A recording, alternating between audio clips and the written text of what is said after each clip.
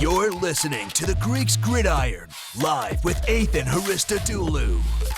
Good afternoon, everyone, and welcome back to the Greeks Gridiron. I'm Ethan Haristadoulou, and more specifically, hello to my Houston Texans fans. We're diving into your team for some offseason previewing. As I go through each and every single one of the 32 teams in the NFL, we'll focus in on some key things I think they need to make sure that they're taken care of. We'll talk a little bit about free agency and then a little bit about the draft as well. So let's sit down and start breaking some stuff down.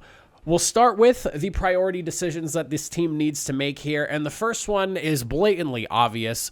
2 years, 2 fired head coaches. You need to find your long-term solution. And it sounds like, based off of interview requests that are being put in, the Texans are going to be very active. I've already heard concerns about, people saying, does anyone really want to go coach the Texans? I'll tell you this. If it's one of the 32 teams in the NFL, there is going to be somebody out there. Maybe someone with experience, maybe not. Maybe it's a young gun that wants to prove himself in the NFL. Whoever it may end up being, there is going to be somebody coaching the Houston Texans. It might take a little more legwork because it is a thinner roster, not necessarily the most attractive place in Texans fans. I mean this in no way disrespect or any shape or form, but just let's be realistic here. There's a lot of work to be done in Houston, but you need to find a long-term answer. I'm really not thrilled with the way they handled both David Culley and Lovie Smith. I was just talking a few days ago about how I would like to see the Texans keep Lovie Smith around and maybe just have him go back to being the DC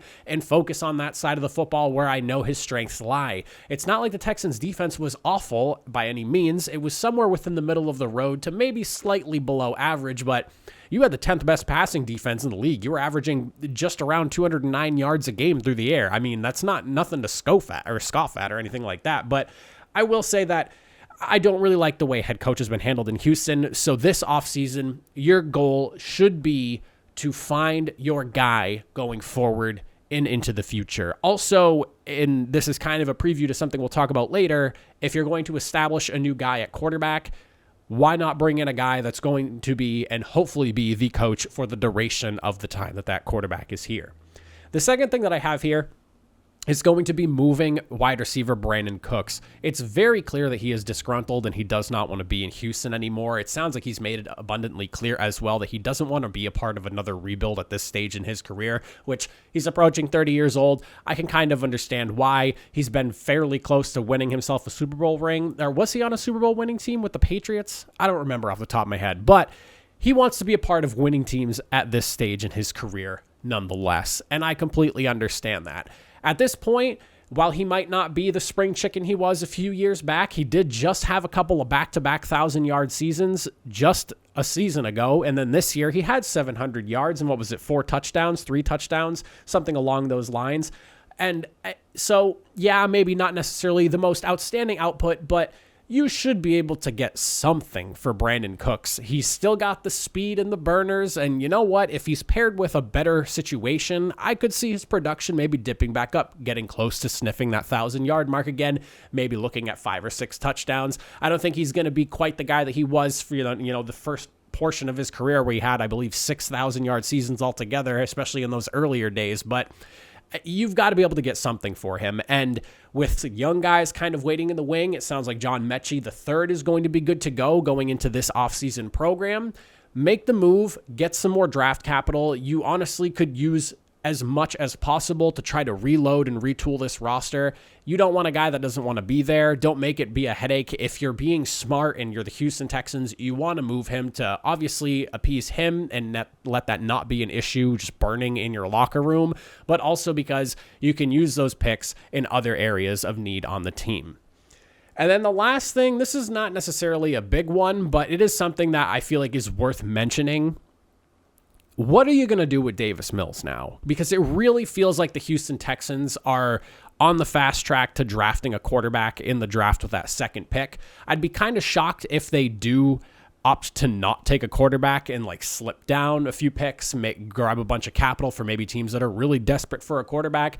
I just feel like at this point now, you're 2 years into the Davis Mills experiment. And while he has flashed, and I do like Davis Mills, I'll come out and say that right now, I just don't know if the Texans firmly believe that he's the answer with him having been pulled during the season. It just at this point, if you really believed in him and thought that he was going to be your guy, he wasn't getting pulled at any point in the season. So with that in mind, do you try to move on from him? Do you try to maybe get some picks for him as well? Maybe there's a team that's looking for a quarterback that, maybe they're too far out of reach of nabbing one in the draft that they would really like to get. And maybe they like the performance that Davis Mills has made. And, maybe he has flashed. He has had games where he's looked really good. I still think of that Patriots game from last year where he dropped 300 yards and 3 touchdowns.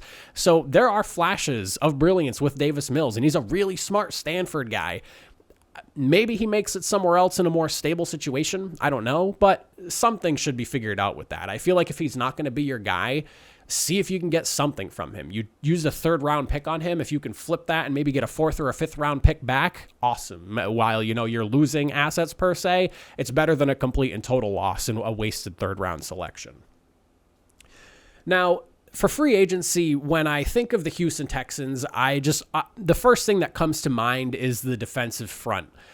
Not necessarily the best, but not necessarily the worst when it comes to getting after the quarterback, but more so because absolutely abysmal against the run this year on the interior of that defensive line. You're allowing 170 yards a game on average. It was a league worst. So you want to make sure that you're taking the time and committing the time to finding some guys to bulk up that defensive line. I'm talking whether it's guys that'll help set the edge a little bit better for outside runs, or if you're looking for bigger, faster, stronger bodies on the interior, you got to do something about that because, again, this defense was not terrible overall when you look at the entirety of it, but it also wasn't great. And part of the big reason why this Texans team suffered is because you could not stop a nosebleed in the ground game. So focus on whether it's the interior or guys to help you set the edge.